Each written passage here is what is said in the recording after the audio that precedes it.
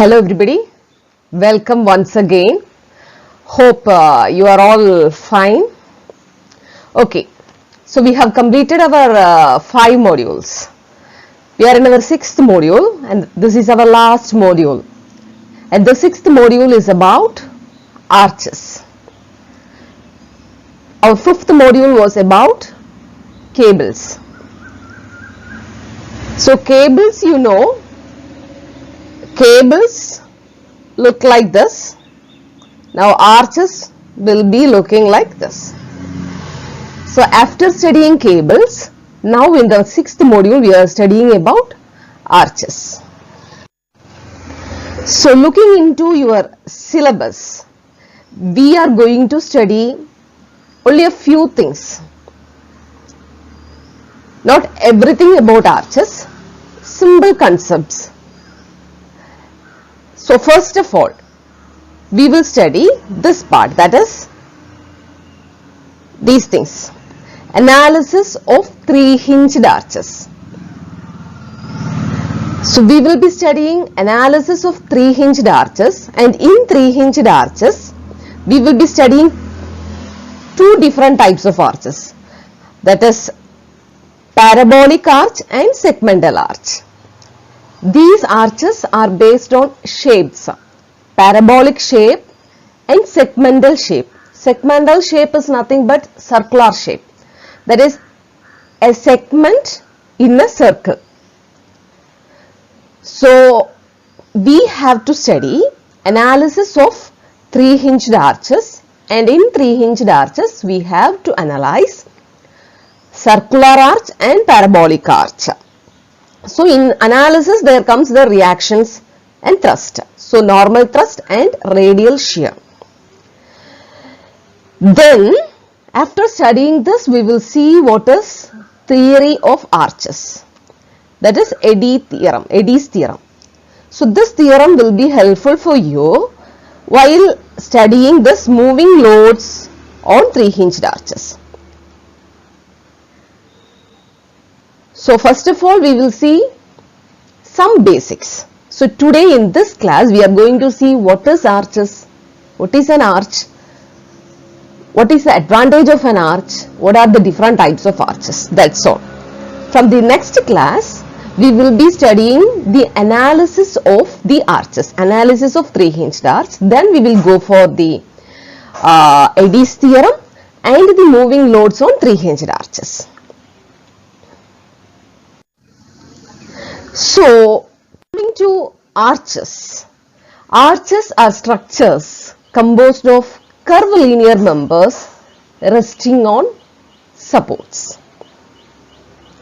So we know cables rest on supports, and cables are also curvilinear structures, and the shape of the cables will be like this.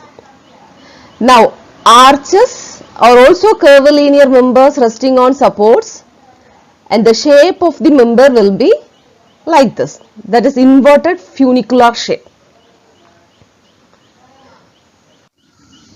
Now the arches are used for large span structures such as airplane hangars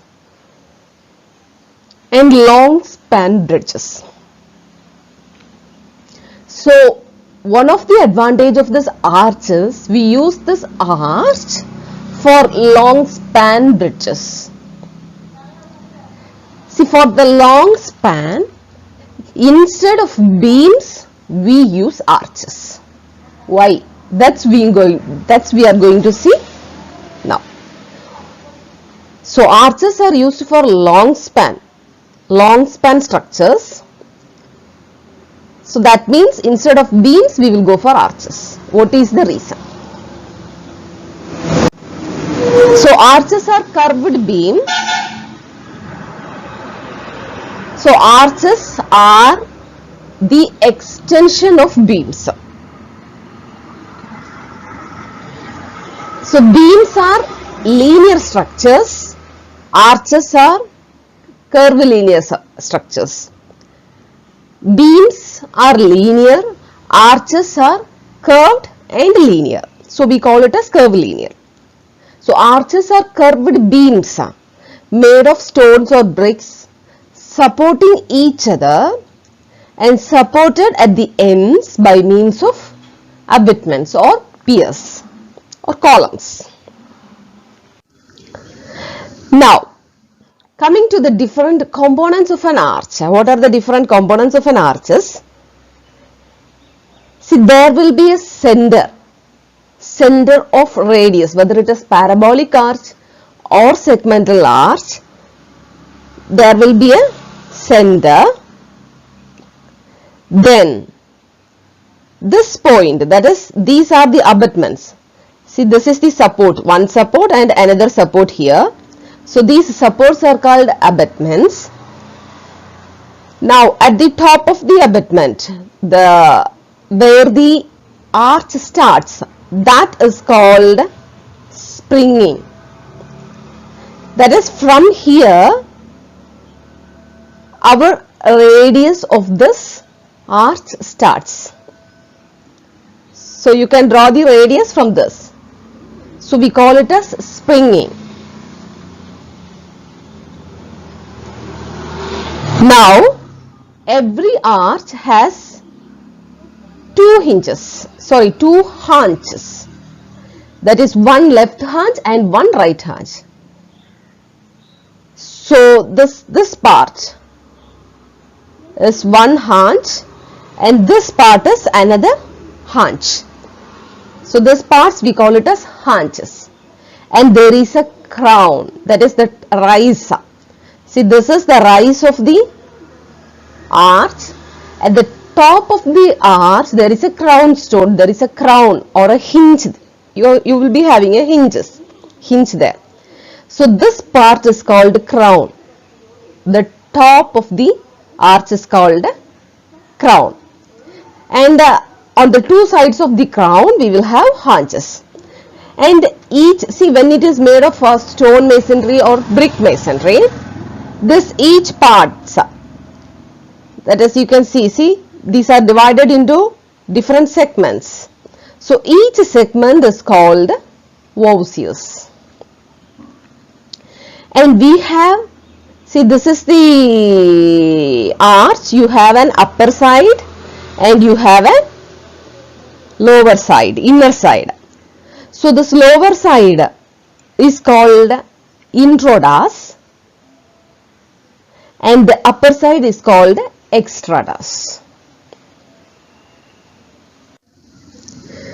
So, another example for the arch. So, you can see the crown, extrados, intrados.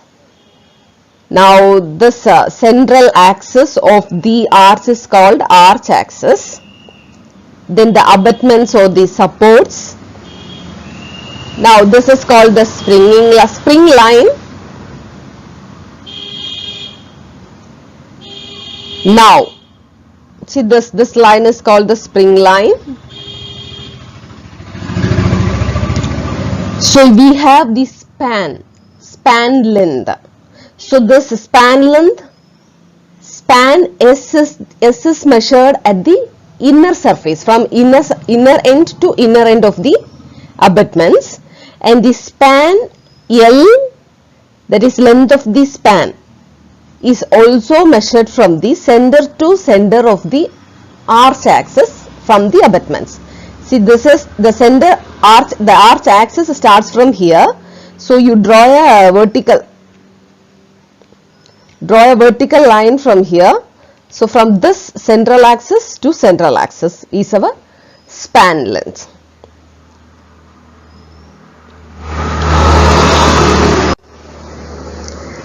Now, some of the examples which I have taken from the net, examples for arches. So, you can understand where the arches are used and how the arches are used.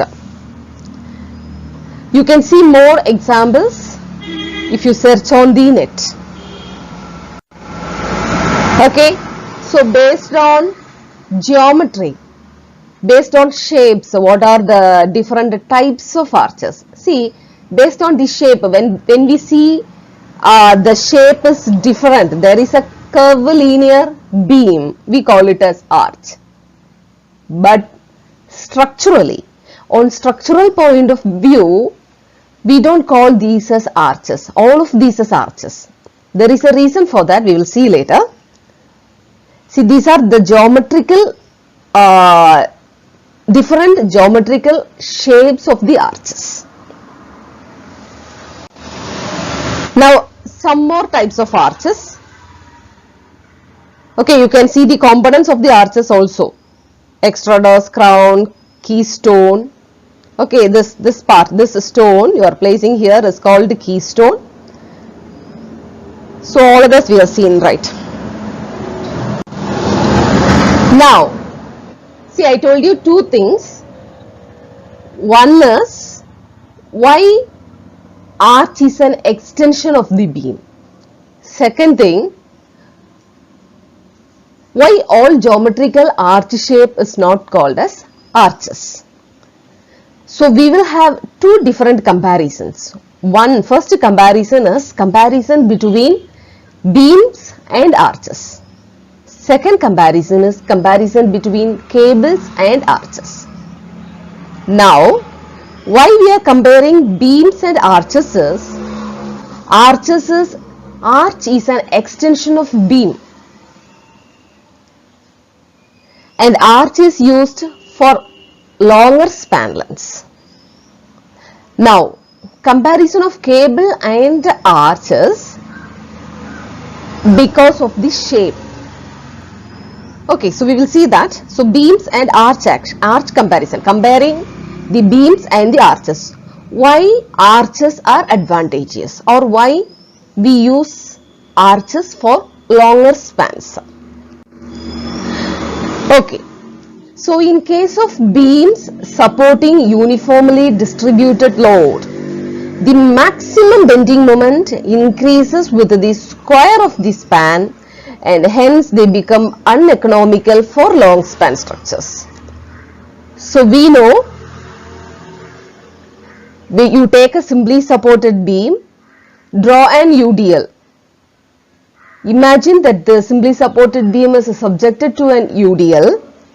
Then the maximum bending moment, that is, you take any section in the beam, the bending moment increases with the square of the span. Because if our load is W per meter length, it is W into L multiplied by L. So, the bending moment increases with the square of the distance from the support to the section taken. So, anywhere you take the section, bending moment will be increased with the square of the span. So, in such situations, arches can be advantageously employed as they would develop horizontal reactions, which in turn reduce the design bending moment.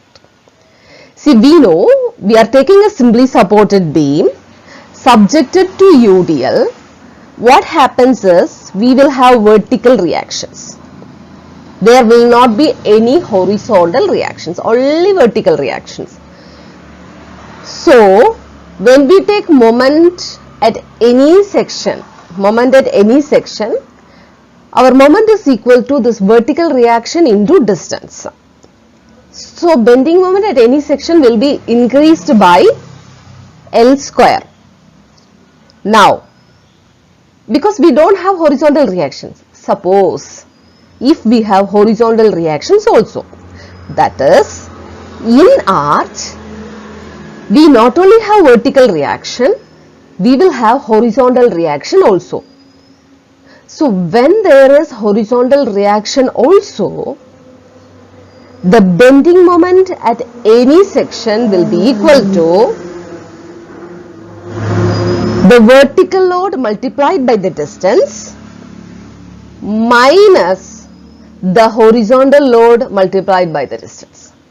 So, this bending moment is reduced when there is horizontal reactions. That is the reason arches are advantageous over beams for longer spans. I repeat, for beams, we will have only vertical reaction when it is subjected to vertical loadings. So your bending moment is equal to vertical reaction into distance. When you have horizontal reactions also, your bending moment will be equal to vertical reactions into distance minus horizontal reaction into distance. So that your bending moment at any section on the arches will be reduced. That is the advantages of arches over beam when we are going for long span structures. That is why for the long span structures you can see arches instead of beams. Now the comparison between beam and arch. So here for beam we are considering a simply supported beam. So you can see a simply supported beam subjected to a concentrated load P at a distance of L by 4. So L is the span length, P is at a distance of L by 4. So when it is subjected to L by 4, we apply the equations of equilibrium, equations of statics. We get vertical reaction. So if we are taking this as A and this support as B, so we get the vertical reaction at B as P by 4 and vertical reaction at A as 3P by 4. Because this is L by 4, this distance will be equal to 3L by 4. So it will be 3 by 4. So 3 by 4 of P, the vertical reaction at A and vertical reaction at B will be P by 4. Now, same case we are considering for arch. So consider a 2-hinged symmetrical arch. Because why we are considering 2-hinged arches? The beam considered has 2 supports. So we are considering, for a comparison, we are considering 2-hinged arch. So 2 supports, 2 hinges, 2 simply supports. So consider a 2-hinged symmetrical arch of the same span as that of beam and subjected to similar loading as that of simply supported beam. So the span length is L. It is subjected to loadings P at a distance of L by 4. So we apply the equations of statics, equations of equilibrium. We get vertical reaction at A as 3P by 4 and vertical reaction at B as P by 4. Now, for beam the vertical reaction can be calculated by using equations of statics, and for arch also the vertical reaction is calculated by the equation of statics. So we get the vertical reactions as 3P by 4 and P by 4. Now for arch, the horizontal reaction is determined by method of least work. So that's why you have already studied the least work, methods of least work, Castigliano's principles, method of consistent deformations, unit load method. You have studied all these methods to find the analyze the indeterminate structures. How to find, how to find the additional reactions, that is how to analyze the indeterminate structures using unit load method, method of consistent deformation, and by using strain energy principles like a Castigliano's theorem, theorem of least works, etc. Now, so by using such methods, you can find the horizontal reaction also. And when you are considering a 2-hinged symmetrical arch, your horizontal reaction will be same at both the hinges, and that will be taken as H. And this will act, see, at B it acts leftwards and at A it acts rightwards, towards the right. So H. So listen, for beam we have only vertical reactions, for arches we have vertical reactions and horizontal reactions. Okay, so it's the same diagrams. Now we will calculate the bending moments. So the bending moment below the load in a beam is equal to 3p by 4 multiplied by L by 4. So the section is taken under the load. Section is taken under the load. See, we are not considering a UDL here. The reason is, in your syllabus, only analysis of 3-hinged arches is given. So for studying the basic things, this is enough, because when we are taking UDL, your calculations goes larger. You will have more calculations. So in order to make the problem simple, we are taking a concentrated load here. So the bending moment below the load is 3p by 4 multiplied by L by 4. We get it as 3pL by 16. Similarly, for arches, the bending moment below the load is 3p by 4 multiplied by L by 4. That is, this is 3p by 4 multiplied by L by 4 minus h into rise. H into this distance. So you get 3pL by 16 minus hy. That means the bending moment at the section below the load is reduced by hy in the case of arches. That is why. That means the bending moment is reduced. We will have reduced bending moment for the arches. So it is clear that the bending moment below the load is reduced in the case of an arch when compared to a simply supported beam. So this is the advantage of using arches rather than beams. Now, so we have compared the beam and an arch. Now we are comparing the cable and an arch. So coming to cable, we have studied cable in our last module, that is in our 5th module. So what is a cable? A cable takes the shape of the loading. So we know if the loading is, this is the loading. So the cable takes the shape of the loading and the shape is termed as funicular shape. So this shape of the cable is called funicular shape. And as we have studied earlier, the bending moment is 0 everywhere at every section in the cable, and it takes only tension. So the cable is subjected to only tension. So we know we will have vertical reactions and horizontal reactions outwards for cables, and the shape is called funicular shape. Now arch. If an arch were constructed in an inverted funicular shape, then it would be subjected to only compression for those loadings for which the shape is inverted funicular. So listen, here for cable it is subjected to UDL.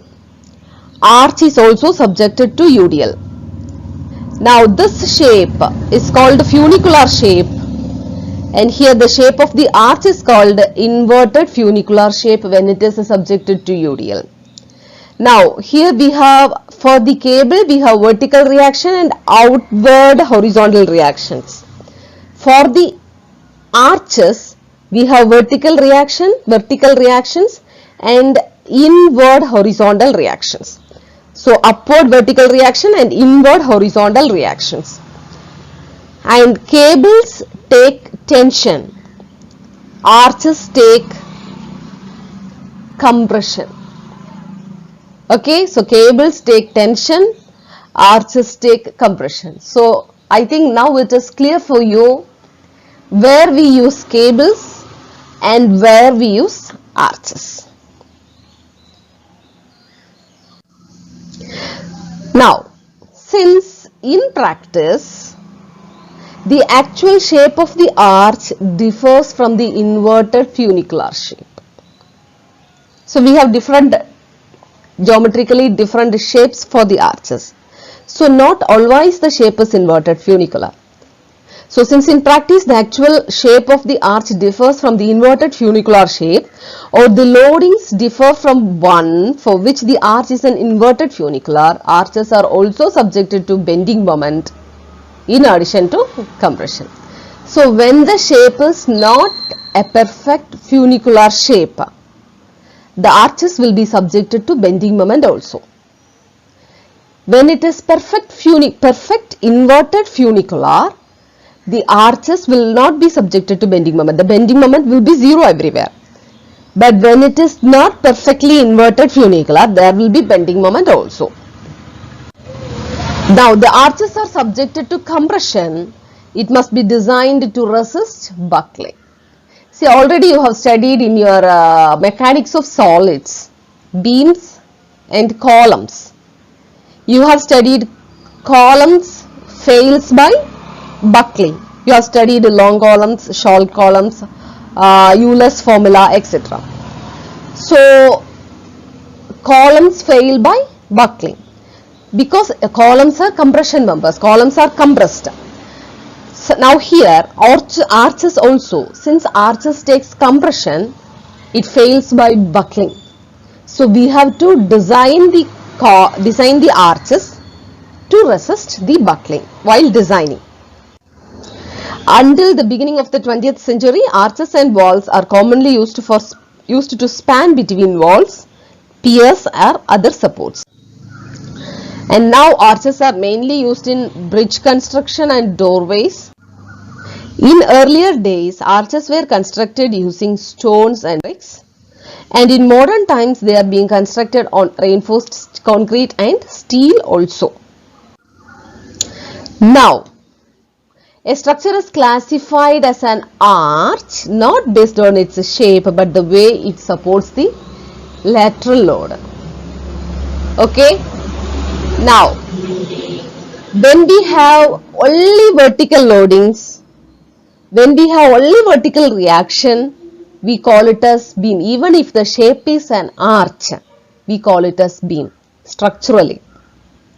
Geometrically, it will be called as an arch. But structurally, when there are only vertical reaction, we will call, even if the shape is an arch, we call it as a beam. Structurally, we call an arch, the shape of the arch as an arch when it takes lateral loads. So arches supports load primarily in compression, and you can see in the diagram. See, both the shapes are same, but the first one is called arch and the second one is called beam. This is called arch because it takes horizontal loads. There are horizontal reactions also. So we call it as an arch. Here there is no horizontal reaction. We call it as a beam. If there is no horizontal reactions, we call it as beam. If it do not supports any lateral loads, we call it as a beam. Okay, for example, in the given figure, no horizontal reaction is developed. So consequently, the bending moment is not reduced. So if there is no horizontal reaction, the bending moment is not reduced. So it is important to appreciate the point that the definition of an arch is a structural one and not geometrical. So we are all civil engineers. So when we design a beam or an arch, we define it as an arch or a beam based on its structural property, not the architectural property. So how it takes the loads, not based on the shape. Now the types of arches. So starting, I showed you some types of arches based on the shapes. So structurally, all shapes are not called as arches. So there are mainly three types of arches that are commonly used in practice: 3-hinged arch, 2-hinged arch and fixed arches. So 3-hinged arch, you will have 3 hinges, statically determinate. You know statically determinate structure because no additional reactions or additional conditions are required to analyze the structure. So 3-hinged arch is statically determinate. So statically indeterminacy is equal to 0. For 2-hinged arch, it is statically indeterminate to degree 1 because one additional equation is needed. So statical indeterminacy is equal to 1. So in common we are not using 1-hinged arch. If there is an 1-hinged arch is used, it will have a statical indeterminacy of 2, and fixed arch, that is you will not have any hinges, so statical indeterminacy will be equal to 3. So in our syllabus we have to analyze only 3-hinged arch. We have to analyze 3-hinged parabolic arch and 3-hinged segmental arch.